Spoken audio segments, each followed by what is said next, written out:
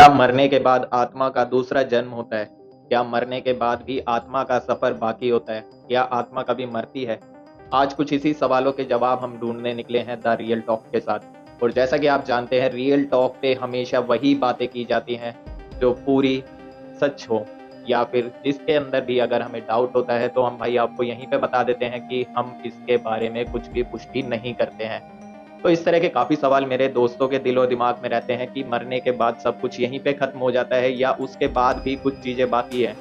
तो जैसा कि आप अगर हमारे हिंदू पुराणों में देखते हैं, यदि आप गरुड़ पुराण या विष्णु पुराण में जाके देखते हैं, तो वहाँ पे ज़िक्र किया गया है स्वर्ग और नर्क का। गरुड़ पुराण में अगर आप जाते हैं तो वो प्रॉपर आपको बताती है कि मरने के बाद आपके साथ क्या-क्या चीज़ें होती हैं। गरुड़ पुराण के अनुसार अगर हम देखते हैं तो उसमें बताया गया है कि जिस तरह के आपके कर्म हैं उस तरह के आगे आपके साथ बिहेव किया जाता है। उस तरह से आप अगर आपके गलत कर्म हैं तो आपको सजाएँ वहाँ पे दी जाती हैं, पीड़ाएँ आपको दी जाती हैं। अगर आप गरुड़ पुराण देखते हैं तो आप अपने जीवन की सच्चाई जान पाएँगे।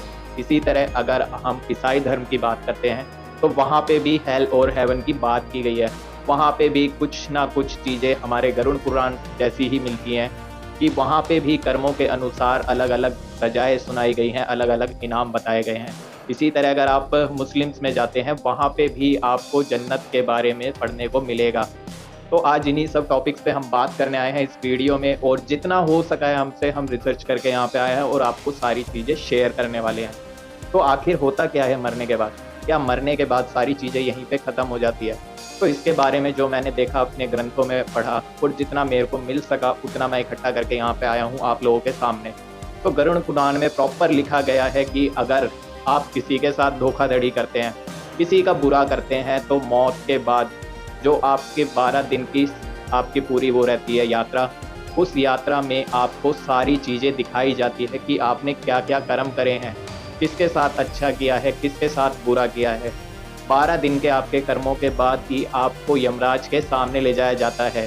यमराज के सामने ले जाने के बाद आपकी सारी चीज़ें वहाँ पे बताई जाती है कि आपने कितने अच्छे कर्म करे हैं और कितने बुरे कर्म करे हैं, जिसके अकॉर्डिंग आपको स्वर्ग या नर्क मिलता है।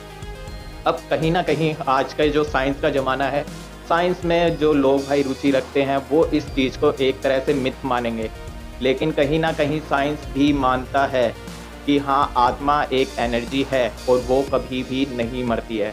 तो कहीं न कहीं हमारे गरुड़ पुराणों में और जो विष्णु पुराण है उसमें काफ़ी सालों पहले, सदियों पहले ये चीज़ें बता दी गई हैं, जो आज की डेट में साइंटिस्ट लेके आ रहे हैं ढूँढ-ढूँढ के, और अभी तक वो रिसर्च ही कर रहे हैं इसके ऊपर।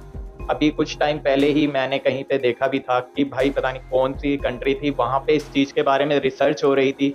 उन्होंने जो बॉडी, मतलब जो बंदा मरने वाला था उसकी बॉडी को एक काँच के बॉक्स में रखा था कि अगर आत्मा निकलेगी तो हमें दिख जाएगी। उन्होंने चारों तरफ कैमरे लगाए थे और उन्हें वहाँ पे एक रोशनी की बारीक सी किरण भी दिखाई दी थी। और जैसा कि हमारे पुराणों में भी बताया गया है कि बिल्कुल एक रोशनी की बिंदु बराबर आत्मा होती है, जो हमारे पूरे शरीर को चला रही है। इसका मतलब कहीं न कहीं यही है कि भाई आत्मा जो है वो अमर है, आत्मा कभी भी मरती नहीं है। वो सिर्फ़ अपना रूप बदलती है, अपना रंग बदलती है और शरीर बदलती है। जिस तरह हम डेली कपड़े बदलते हैं, उसी तरह आत्मा जो है शरीर बदलती है। और ये चरण तब तक चलता रहता है जब तक भाई इंसान जो है वो अपने सारे कर्मों से मुक्ति नहीं पा लेता है। यानी अगर आप अच्छे कर्म करके चलते हैं, आपके ऊपर कोई भी बोझ नहीं है, यानी आपने किसी का बुरा नहीं किया है, आप अच्छी संगति के साथ आगे चलते हैं, जो ज़रूरतमंद है उनकी आप सहायता करते हैं, अगर आपको लग रहा है कि आप किसी की हेल्प कर सकते हैं, उनकी हेल्प आप करके चलते हैं, सबका अच्छा करते हैं और धर्म के साथ जुड़ के चलते हैं, तो उसके बाद आपको मोक्ष मिल सकता है।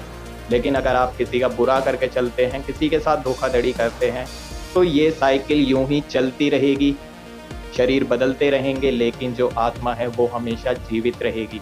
आपने अगर देखा होगा, काफ़ी बार न्यूज़ पे भी आ चुका है कि पुनर्जन्म भी होता है। पुनर्जन्म इसी को कहते हैं जब आत्मा अपना शरीर बदलती है। और कुछ लोगों को, भाई कुछ लोगों ने ये चीज़ें भी शेयर करी हैं कि उन्हें अपनी पिछले जन्म की कुछ चीज़ें याद भी हैं, और कहीं न कहीं ये बात हकीकत है। ऐसी चीज़ें बहुत बार घट चुकी है जिसमें लोगों ने अपने पिछले जन्म की सारी चीज़ें बताई हैं। इस तरह के हमारे, अगर आप देखते हैं टेलीविज़न्स पे भी काफ़ी शोज़ आते थे, यदि आपको याद हो तो पहले एक शो आता था राज पिछले जन्म का, कहीं ना कहीं उसमें भी पुनर्जन्म के रिलेटेड ही सब कुछ दिखाया गया था। उसमें भी लोगों को उनके पुनर्जन्म में ले जाया जाता था। इसका मतलब ये है कहीं ना कहीं टाइम ट्रैवल भी सच हो सकता है और हमारे पुराणों में इस तरह के कुछ सबूत भी मिलते हैं। खैर वो टॉपिक एक अलग हो जाता है, उसके बारे में हम नेक्स्ट वीडियो में बात करेंगे।